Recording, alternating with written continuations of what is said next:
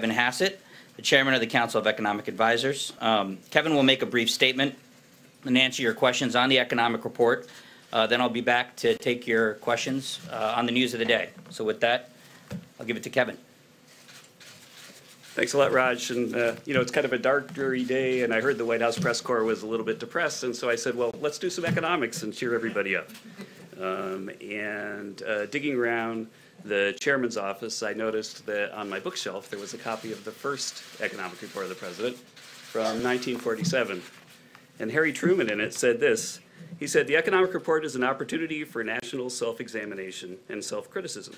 It's a challenge to the president and the Congress to determine the causes of whatever problems we face in our economic life and to find the solutions of those problems." And that's what we endeavor to do at the Council of Economic Advisors and what we've endeavored to do with this report that came out yesterday. We briefed the president on it yesterday at 11:30 in the Oval Office, and I encourage you all to read it because it's really a scintillating read. The economic report has 8 chapters. The first chapter is an economic outlook where we project that our policies will create about a 3% growth rate going forward over the next 10 years. Real GDP will be about $2 trillion higher in 2028 because of President Trump's policies. And then each of the chapters after that, they go into taxes and growth, deregulation, labor market policies, infrastructure investment, enhancing global trade, and innovative policies for America's health. They all basically go into a big literature that looks at how our policies will affect economic growth. And we start with a baseline of 2.2% growth and show that we can get to 3% growth just by adding up what the academic literature says about the economic effects of our policies. Now, we're supposed to also come up with measures of our nation's problems that help set priorities and quantify how bad our problems are. We have 2 attempts in the economic report to do that. One is we have a chapter on cybersecurity, where we did a lot of original research to find that cyber theft is costing us about $100 billion a year right now in the U.S. in 2016. And the second thing that we did is we looked at the opioid crisis, where we find that that's costing us about $500 billion a year to help us set the priorities. And with that, that's what the economic report says. I've got just a few minutes for questions, but also anyone who wants to can reach out to us and come over to the CEA office and ask me questions there. And I'll start with you in the back. Yeah, thank you, Kevin. 2 questions for you, one on the dollar and the other one on the stock market. We've seen a tremendous amount of stock market volatility over the past month or so, and I'm wondering if you think that that volatility has any impact on the real economy beyond just Wall Street. Yeah, stock market volatility is something that's to be expected. You know, it's a regular thing in the stock market, and it tends to go up when the market has gone up a lot, as it has in response to our policies. I don't think that it's anything unusual or something for people to be concerned about. Question up here. Can I follow up on the dollar, sir? Oh, the dollar. Secretary Mnuchin has spoken a lot about the dollar, and the dollar policy has not changed in this administration. About whether the United States still has a strong dollar policy, Sure. because there have been some comments that suggest that maybe the United States wants to... Secretary Mnuchin is in charge of communications about the dollar policy. Right here. You guess some of the critics who say that the economic policies of this president may lead to greater inflation. Mm-hmm. Yeah, that's right. That's something that people are concerned about, and certainly there's been some inflation data that has caused some pause for markets, some concern for markets. Our view is that most of our policies are going to create growth for the economy on the supply side, and that when the supply side growth comes, then that's actually good for inflation, because if you increase supply, it puts downward pressure on prices. And so we think that we can get the 3% economic growth that we forecast without a big pickup in inflation. In fact, at the CEA, when we model this, we get forward interest rates that are about what the Fed forward guidance is right now. But you cut the, I'm sorry, but you cut taxes, which they, and to stoke, and that's the concern, is that that will stoke the fire for inflation. But yeah, thanks for the question. Well, if you cut the marginal tax rate on investment, then what happens is you get more capital spending, and that increases supply. If we were to do something like have a big cash for clunker program like we did 8 years ago, that would increase demand and cause inflation. Over here in the front, John. Just a question on the stock market as an indicator. The president has often pointed to the rising stock market as evidence of the success of his economic policies and the strength of the economy. If the stock market goes down, should we conclude the reverse? Should we conclude that the president's economic policies are failing and that the economy is not healthy? The stock market is a great forward-looking indicator because the value of the firm is basically the market's assessment of the present value of future earnings after tax or free cash flow. And so, you know, smoothing through the ups and downs, the stock market is a great indicator. But of course, there are going to be big up days and big down days.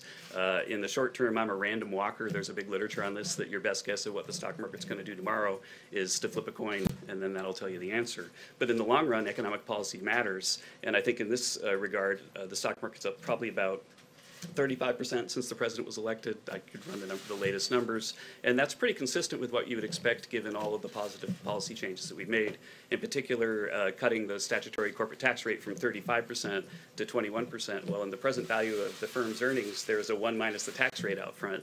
If that goes from 0.65 to 0.79, then that means you should expect equity markets to go up. But equity markets go up and go down. That's the nature of the business. But if we were to see a bear market, come about, we should conclude that there are fundamental problems with the economy, fundamental problems. Sure, if there's a with the bear president's market that's policy. sustained, then that would likely happen because there was a lot of bad news about earnings growth and the state of the economy. And so the stock market is a reasonable indicator of the current state of the economy. It's been going up a lot because of optimism about the president's policies. I'll go to the middle and then I'll come back to the front row in the yellow tie.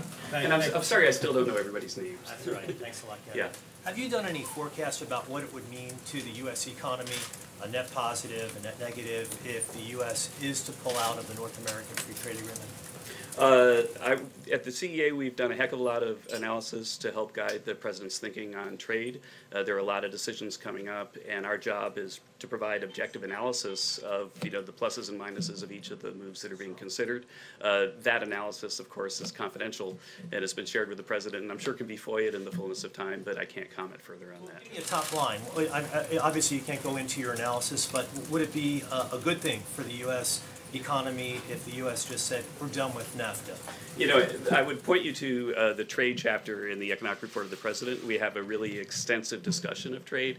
And one of the things that surprises me as an economist, or surprised me as an economist as I dug into the details, is how right the president is about trade in the following sense, that our trade deals really are asymmetric, that we charge pretty much no tariff at all on imports into the U.S., but a lot of our trading partners have either high tariffs or high non-tariff barriers. And so even if you look at like the U.S. sales of autos into Korea, then there are a lot of non-tariff barriers that make it so that U.S. firms can't sell there. And so if economists were to sit down and write a trade deal, then it would be 2 or 3 lines. We would say, let's have free trade, right? That's all it would take. Our trade deals are thousands of pages long, and those thousands of pages have often been negotiated by feckless negotiators who have disadvantaged American workers. And I think the president's right to prioritize improving those deals. I'll come to the front now.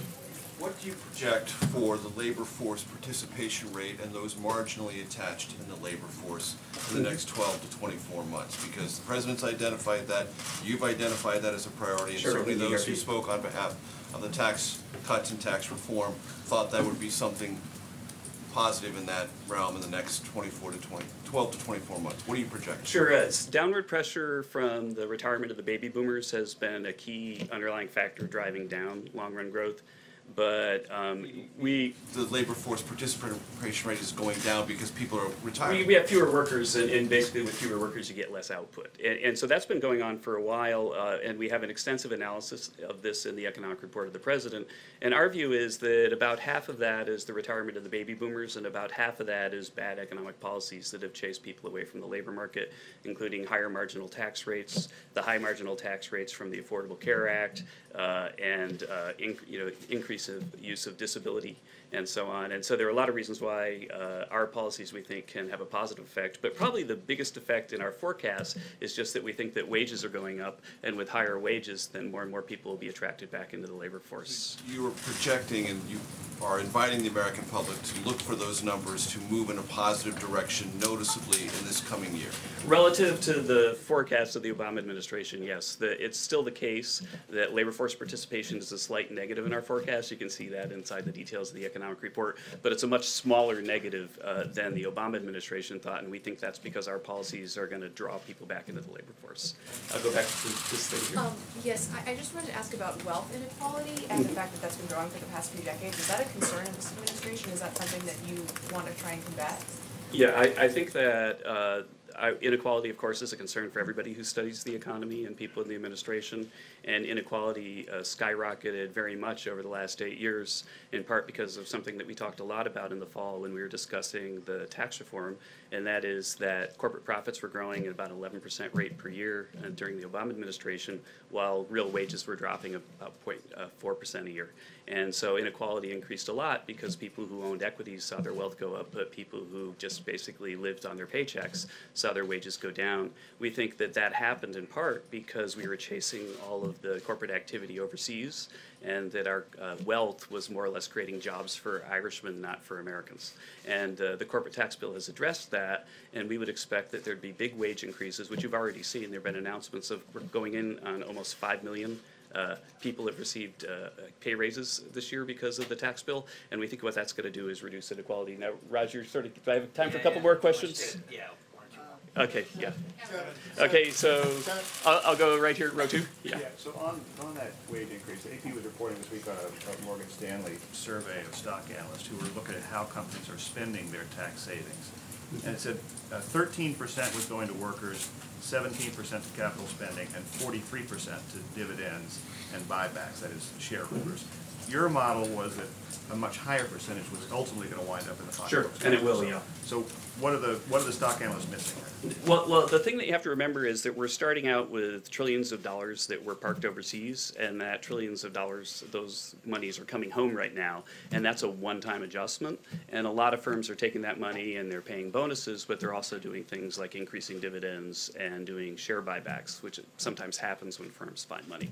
And so with that money coming back, then right now we're going to have an adjustment where you see probably more dividends and share buybacks than wage increases, because that's cumulative past earnings. But going forward, we're going to see a lot of capital formation and wage growth, and that's where, basically we said 3 to 5 years you'll get the $4,000 number. Right now, about almost 5 million people have had a $1,000 pay raise already. Share buybacks have gone up a lot, but that's basically based on the trillions of dollars that used to be parked overseas but have been brought home and put to work here. I'll ask a last question in the far back. Thanks, Kevin, and a couple for you at that, if you don't mind. You sort of laid the foundation in there for increasing the gas tax, talking about how it hasn't been touched in about 25 years while construction prices have risen. How realistic is it that there could be a hike in the gas tax? That's question one. And then question two, when you look at the chart of GDP growth over 10 years, it's essentially above at below 3%. But when you look at past tax cuts, Reagan, JFK, and even what this president has talked about, maybe 4 or 5%, why only at 3%? Okay, sure. Well, let's start with the gas tax. That in the economic report, we have a chapter on infrastructure, and we talk about what a 21st century financing mechanism might look like for infrastructure, and talk about the challenges for the current organization that are presented by innovation. And you could imagine, for example, the thought experiment: suppose that everybody in this room, everybody in all of society had an electric car. If we're all driving around in Teslas, then how is the gas tax going to pay to fix the potholes? Because there's no one using gasoline anymore. And so as we approach the 21st century, the president has a very ambitious infrastructure agenda, and he's basically instructed everybody to think creatively about how are we going to finance that, and to make sure that the thing is legislated, becomes law, and that all of the possible tools are on the table. As for why we didn't go to 4 or 5% growth, I think that you can go, and I think our economic report is extremely transparent. You can see that we get a 2.2% baseline growth forecast out of one of the best, most reliable time series models in the literature. And then we have a chapter on each of the president's policy objectives, and we talk about what the economic growth you ought to expect out of that is. That gets us up to 3.2%, 3% on average over 10 years. And that's all really based on very hard science. We have more than 50 pages of academic references in the back where those numbers come from. If those numbers had led us to 5%, then we would have been at 5%. Let me close though by putting that in perspective. The median forecast for economic reports of the president, going back to this one, is that economic growth would be about 3.2%. And so we're a little bit below the median. The economic growth forecast for the Obama administration in the first 4 years was that it would be about 3.2%. They were right on the median that we inherited all the way back from Harry Truman. But then what happened was at the end of their administration, because we kept having low growth years after low growth years, they on average overestimated growth over those 8 years by 1.2%. Then they finally came up with a story for why we should expect low growth forever. We at the CEA and in this White House don't accept that there's a new normal. We think that if you read the economic report of the president, you're going to see that there's a very strong case to be made that we can just go back to normal. and stop modifying the word normal when we think about the economy. Do you not expect potentially 4% growth or higher at some point down the line? Is that aggressive? The president and I have talked about this, and it's one of those things about if you think about what a 3% year looks like, a 3% year is never 3, 3, 3, 3, 3. A 3% year is 4, 2, 4, 2. And so I think that the odds over the next few years having some quarters where we have growth that's in excess of 3 are probably pretty high given the very ambitious policy agenda that's already partially enacted. And with that, I guess Raj has told me I have to go, and thank you so much for your attention. It's an honor to be here again. There's no fear you have at all of a recession anywhere in the foreseeable future. Oh, I think economists are always attentive to developments and wary of exogenous factors that we can't anticipate.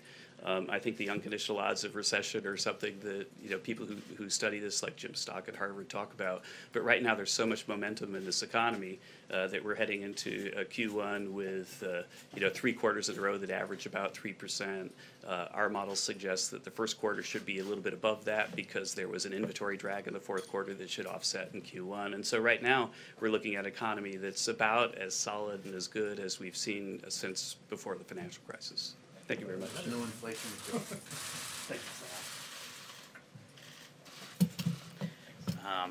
Thanks, Kevin. Moving on, as you all saw yesterday, the president hosted an extraordinary listening session with students, teachers, and families impacted by school shootings. It was an emotionally, incredibly constructive conversation. It included many perspectives and very different opinions. And it focused on solutions, which is exactly what the president's looking for. As the president tweeted yesterday, I'll always remember the time I spent today with courageous students, teachers, and families. So much love in the midst of so much pain. We must not let them down. We must keep our children safe. Today, that conversation continued with local leaders. The president knows the best ideas usually come from the local level and not from Washington, D.C., and that's certainly the case here. Next week, the president will welcome governors to the White House, and the top issue will be school safety. I'd like to quickly follow up on a question I got from April Ryan last week. She asked about the Violence Against Women Office in the Department of Justice. The president's proposed budget for fiscal year 2019 does increase funding for the Office for Violence Against Women by over $3 million. Our goal is to ensure this funding has a maximum impact, providing support and assistance to survivors and combating domestic and dating violence, stalking, and sexual assault. Finally, 2 quick things I'd like to point out before taking your questions. First, a new Gallup survey out today shows that the percentage of Americans who are satisfied with the United States standing in the world has increased by 13 percentage points in a single year under this president. That is a 13-year high. And last, but certainly not least, I'd like to offer congratulations to one of your colleagues who's not here today, Margaret Brennan, who's just announced as the new host of Face the Nation. So with that, I'll take your questions. I'll start with Major. Thank you, Raj. Would you summarize for us what the president intends to do in terms of legislation he will propose to Congress on guns? He raised a lot of issues yesterday. He raised them again today in the second listening session. Is he going to send a bill to Congress authored by him and this administration outlining what he wants, or is he going to leave it to Congress to decide what to propose and what to vote for? Well, the president is proposing ideas. He's listening right now. He's been talking about a series of ideas. He's talked about strengthening background checks, right, with an emphasis on mental health. He's also talked about raising the age for some gun sales. He's talked about ending bump stocks, the sale of bump stocks. And there's also state laws that have been on the books and that we're continuing to look at. So right now we're in a listening phase. I wouldn't say that we are or aren't going to propose something that is as specific as legislative language, but he's going to come forward later on with something a little bit more concrete. That, for example, on bump stocks or any of these questions, the best way to approach it is to have Congress write the law and for him to sign it, because he's been pretty specific and consistent on that point. Regulations are helpful, but laws are better. Does he believe Congress should rewrite laws in conjunction with and consistent with the priorities you've just outlined? Right. Well, I think to each of those points, there could be a different approach. In some areas, state laws make more sense. In other areas, for example, well, I think some states have had these red flag laws, for example, that remove firearms after you go to a judge for potentially dangerous individuals. That's something that's being done right now in a variety of states, right? They have due process rights for these individuals. It seems to be working in certain areas. That's something that we're looking at and other places are looking at. Look at that federally. Right now, that's not under consideration, but that doesn't mean it can't be. I think what we want to say, though, is that on the issue of bump stocks that you outlined, he's already ordered the Department of Justice to look at. That also. Sure, but I think that right now, he's ordered the Department of Justice to take action, and I think that we're going to see exactly the rule that might be proposed by the ATF and the DOJ on bump stocks. But I don't think that some panacea makes the most sense. I think we need to look at first what policy we want to come forward with, and then what is the right legislative approach, and at a federal and state level. Jonathan. Hey, Raj, the president's talked about arming teachers who are capable of handling firearms. There are 3.5 million teachers roughly in the United States. He said it would be about 20%. That's 700,000 teachers. How would the president propose arming 700,000 teachers? Well, I think what the president talked about was taking individuals, personnel within schools. Some could be teachers. You could have other individuals who have training already in how to use firearms or could gain training, and making sure that those individuals have access to concealed weapons that they could have on school grounds. In those instances, the presence of individuals would deter potential attackers. But by his numbers, we're talking 700,000 teachers or other school personnel, maybe even more, armed in schools. How is that practical? How is that wise to have 700,000 more firearms? I think when you have a horrific situation like you had last week and some other school shootings that we've seen, these horrible tragedies, what we think and don't think is practical can change. John. In order for something like that to be effective, you'd have to get buy-in from many, many school boards across this country. And so far, much of the reaction that we've seen to this idea has been negative. Does the president expect that he can get enough buy-in in order to send a signal to potential shooters out there that this is a hardened facility? You walk in the door, as he said a little while ago, you're not going to last very long. We certainly think so. Look, there are a lot of individuals, leaders in Congress. The NRA has been supportive of this idea. A lot of other folks have been supportive of this idea. The notion that trained individuals who work within schools that have firearms and can serve as a deterrent, we think could keep a lot of schools and a lot of communities safe. Hallie. Two questions for you on both of these policies to follow up on this conversation. There are some districts, as you know, that don't have enough money to give teachers the school supplies that they need. So how are schools supposed to pay for bonuses for armed teachers, as the president has suggested? I think we're looking at school safety measures. Again, there's a policy piece to this, and there's a legislative piece to this. I think those are. Yeah, and there's a budgetary piece to this.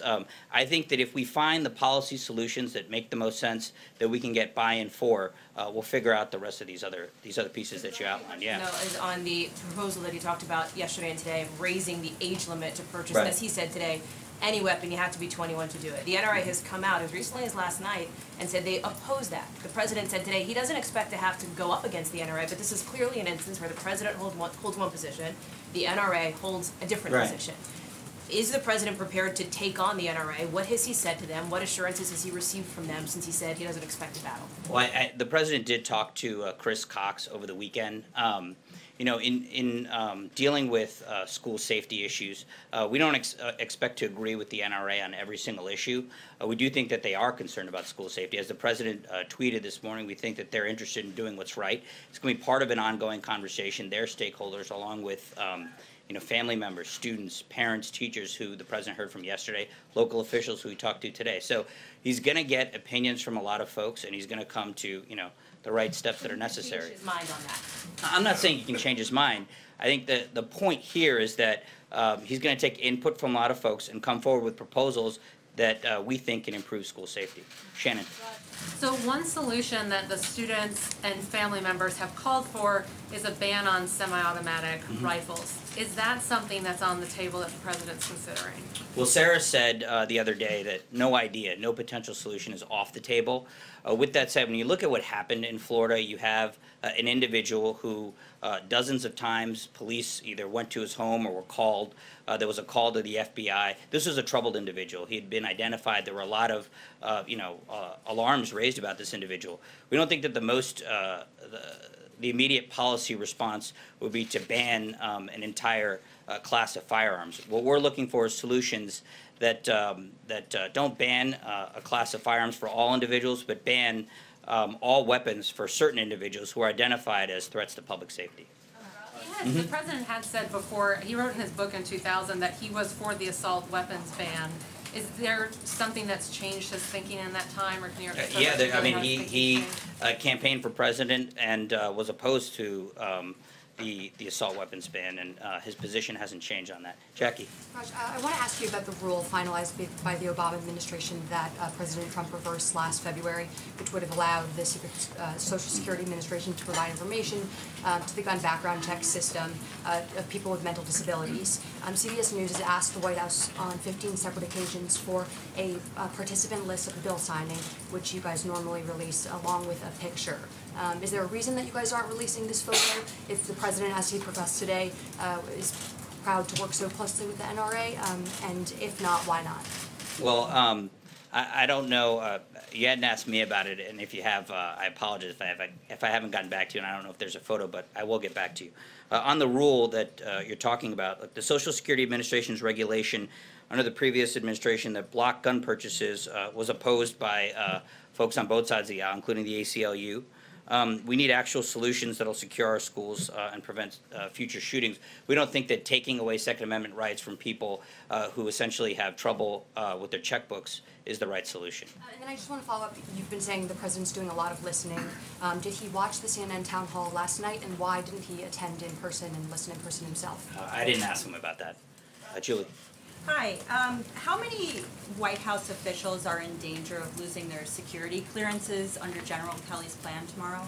I can't get into the specifics regarding individual security clearances or numbers or kind of what you're asking me, but I can say, the memo did outline a series of reforms that, in the wake of the situation involving Rob Porter, that we can do to ensure that the security clearance process is tightened up, interim clearances are tightened up. That's actually some of these things the Chief of Staff had taken action on months ago, but these are steps that are going to apply to all White House officials. You can't give us even numbers, though, when it goes into effect tomorrow?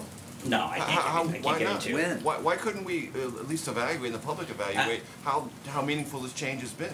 Again, the memo outlines in pretty specific detail how the security clearance process is going to work moving forward and how it's implemented on Friday, and beyond that I can't go further. Non-nuclear. Pamela. You keep saying that you're in the phase of listening to people's ideas, but just specifically, how can you assure the American people that these ideas will turn into concrete action?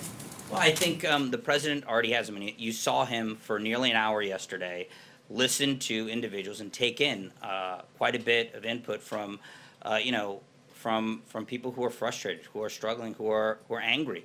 A lot of people, it was very raw, it was very emotional, it was very real. I can tell you it's impacting him. I can tell you that he is listening.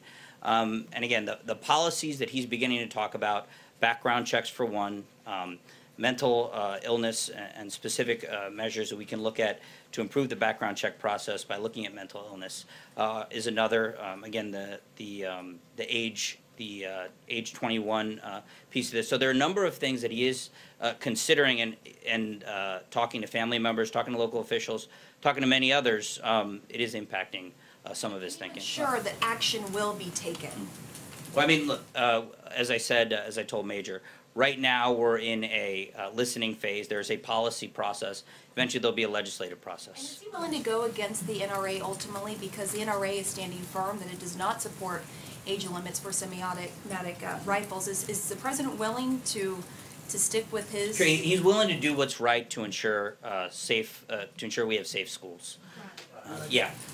So when the president talks about comprehensive background checks, can you tell me exactly what he means by that? Does he mean that he thinks that every sale of firearms should come with a background check, meaning closing some of these loopholes, like the gun show loophole? Well, the things that he has talked about are specifically a focus on mental illness, to ensure that in a number of states, I mentioned red flag laws, there are other potential court orders that can be brought into the process, and also ensuring that everybody who engages in a background check has all the information available that we're putting into the system. So more accurate information, more current information from more sources. But it wouldn't be for all sales, so you. Again, I wouldn't rule anything out, but right now that's the most immediate thing under consideration. Julie? On the age limit or the age threshold for purchase of a weapon, is he thinking about an across-the-board threshold for that, or for certain classes of weapons?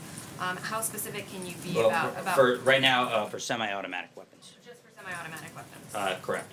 And then can you talk about what motivated him today to come out against active shooter drills in schools? A lot of districts around the country have been doing these drills to basically prepare students and teachers to survive if there's an incident like that. I did talk to him about that. I mean, he said that the term active shooter drills is particularly could be frightening for young children. He thinks a drill that's that has a different name and is not the brand of it, frankly, doesn't frighten children might be a better way to approach it. Lali. Do the drills, but just don't call them active shooter drills. Is that what you're saying? Yeah, I think safety drills, which help in these types of situations, would be more appropriate. The term active shooter drill for a young child could be very frightening. Lali. Last August, the President had announced his South Asia policy. It's about 6 months now. How does the President see it has moved along, and has it progressed on the lines that he wanted to, or what are the bumps on the road? So the United States is working closely with our partners in Afghanistan. We've made significant progress against ISIS in reducing their presence and eliminating hundreds of fighters. We've eliminated their top leaders, and we're working relentlessly to target their leadership and bases wherever they emerge. I know that we have restored some clarity in our relationship with Pakistan. For the first time, we're holding Pakistan accountable for its actions. We've seen modest progress in terms of Pakistan's actual acknowledgement of these concerns, but the President is not satisfied with progress when it comes to Pakistan. John. Thanks a lot, Ron. Are there any proposals or initiatives the President is considering that he could implement by executive order as it relates to the mass shootings that we've seen across our country over the last few years? Well, he did sign a presidential memorandum earlier this week, specifically on bump stocks, ordering the Attorney General to expedite the ongoing review that's been happening at the Bureau of Alcohol and Tobacco and Firearms. That's it? Yeah. Okay. And then as it relates to reaching out to members of Congress, has the President, since the horrific incident that happened last week, reached out to either the leaders, Republican or Democrat, of the House and the Senate to move some of these proposals forward in the House or the Senate? Well, he has ongoing conversations with a number of members of Congress on a whole host of issues, and this has been a part of that. He did talk to Senator Cornyn on Friday, specifically about his fixed NICS bill, and this has been part of a lot of ongoing conversations. Again, there is a policy process that is ongoing, and when Congress gets back into session, I think there's going to be more engagement with both Democrats and Republicans on these issues. Right. David? During that session, the President seemed to suggest he was thinking about pulling ICE out of California because of this sanctuary city flap. Is that a serious proposal? Well, we think California should actually enforce immigration law rather than get in the way of it and ignore federal immigration law. We think that sanctuary cities are a threat to public safety, and they encourage more illegal immigration. So I think the President was raising that concern and making a very valid point. So you think about pulling federal law enforcement out? Well, I wouldn't get ahead of anything the President might do, but I would say that California's law enforcement decisions and decisions of the governor and others up and down at the state level have been very troubling. Yamish. Hi, I have a question about the President's reassurances that he's going to give to Republican lawmakers. The NRA President said today of people that are trying to change gun control that they hate the NRA, they hate the Second Amendment, they hate individual freedom. If there are Republican lawmakers who then come and back the President, if he has a difference with the NRA, what assurances is he going to give them that he's going to support them if the NRA chooses to run a primary challenger against them? Well, the President is going to propose, more specifics with regard to school safety. He's going to want support from Democrats and Republicans, and yeah, he's going to provide political cover for those who are willing to take leadership roles. I don't necessarily think that everything that he's going to be proposing is going to be at odds with the NRA or any group, but he is going to propose things. He is very serious about this issue, and he does want to have solutions. Francesca. Thank you, Raj. Following on several of my colleagues' questions about the issue of arming teachers in schools, I understand what you're saying about how this is something that we can get into more of the specifics later, but the president is saying that not just 20%, up to 40% of teachers could have these concealed carry permits in schools. And as John was noting, at that point, that would be more than 700,000. That would be, you know, 1 million plus at this point. And President Trump said that they would only be going to highly adept teachers, but he used John Kelly or someone like John Kelly as an example today when he talked about it. And so does the president really believe that there are up to 20% or 40% of teachers in schools who are as adept as someone like John Kelly at wielding a weapon? Well, we've talked to teachers, we've talked to folks in communities. I think there are a lot of people who, if they aren't, a lot of teachers who, if they aren't currently trained, would be willing to get trained.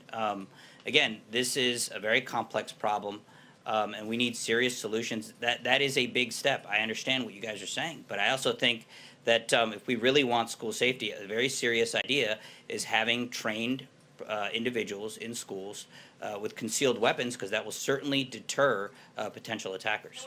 One question on the background checks. The president used the word comprehensive background checks. What does he specifically mean when he says the word comprehensive? Does that mean universal, and would he be willing to support universal background checks? And just to clear that up, what I mean by that is background checks on all firearm sales. Right, and as I said, nothing is being ruled out at this stage, but the focus is on mental illness. Trey. Thanks, Raj. One on foreign policy for you, and one on domestic policy. Sure. First, on Syria, we saw the statement from this administration last night. And today, more civilians are dying east of Damascus. What more can President Trump do to stop the killing? Well, we are monitoring the situation, and don't want to get ahead of anything that may or may not be announced on that front. But you know, the Assad regime and Russia's actions on this front are on notice. Does the president believe Bashar al-Assad is committing war crimes? I would say that Bashar al-Assad has already committed war crimes. He's already gassed his own people with sarin. He's already committed unthinkable acts, and he's done so with Russian support. And you know, we don't want that to continue. On guns, yeah. quickly, sorry, Raj. Yeah. On school shootings, generally speaking, does the president see this as a guns issue or a people issue? Well, I think it's about safety. It's about people, and it is about ensuring that schools, our children, are kept safe. I mean, he talked about that. He talked about that a bit yesterday, and a bit also as well today. You know, you have a situation right now where in a lot of communities, banks, local bank branches, stadiums where people go to watch a sporting event are a lot more secure and a lot safer than schools are, and that doesn't really seem to make a lot of sense. You know, anybody who's feeling threatened or can afford it, whether it's a celebrity or politicians, they have armed guards, they have security details, they have people who are able to protect them with firearms, and that's one of the issues that he's raising. Blake. Raj, thank you.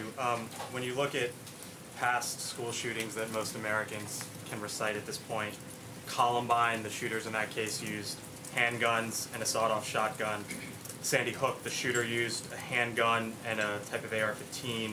Stoneman Douglas the other day, an AR-15. When the president is talking about teachers being armed with guns in classrooms, is he talking about being armed with handguns? Is he talking about being armed with AR-15s? Is he talking about being armed potentially with shotguns? What exactly is he talking about? Well, I haven't asked him about that. I would say concealed weapons, you know, are of a certain variety. And just to pick back up on Hallie and John and that 700,000 number, if you give these people bonuses, say $1,000, you're talking about $700 million potentially. Maybe it's north of $1 billion, maybe it's less than that. In any event, it's a lot of money. Would the federal government pay for something like this? Do you expect the state and local municipalities to pay for this? The policy hasn't been fleshed out, but I mean, do we really think that that's too much to pay for school safety? Charlie. You mentioned that the president spoke with NRA's Chris Cox over the weekend. Did he specifically discuss this idea of raising the legal age to purchase a rifle to 21, or was this subject not discussed? I'll have to get back to you on that. Yeah, John. Real quick second question, if I could. It's all right. It's all right. I only had one. Everybody else did too. Adam Schiff says that he'd like to get his Democratic memo out this week He sent it to the FBI for redactions. If it comes back to the White House with the appropriate redactions, will you expedite its release? I know that the House Intelligence Committee, the minority, has been in touch with the FBI, and they've been going back and forth about that. Yeah, once it meets the FBI's standards for ensuring that law enforcement sensitive and sources and methods are protected, we would support its release. Yeah, just another subject. Last week, the president's personal lawyer acknowledged giving a $130,000 payment to Stormy Daniels. Is the president aware that his lawyer paid that kind of money to a porn star to buy her silence? Does he approve of that? I haven't asked him about it, but that matter has been asked and answered in the past. Not since he acknowledged this. Yeah. He acknowledged this last week. This is the first time we've had a chance to ask about it. So can you go back and we find out if the president approves of the fact? Yeah, I haven't asked him about that. Will you ask him about that? I haven't asked him about it. Or will you ask him about it, Roger? I'll get back to you. Ken. Raj, police in Israel said last week that they have sufficient evidence to charge Prime Minister Netanyahu with bribery charges. Does the president believe that the Prime Minister is innocent, and does he have any concern that this legal issue could affect the peace process? Well, that's an internal Israeli matter, and I'm not going to comment on it. Thanks a lot, guys. Can you take a non-gun question there, Raj?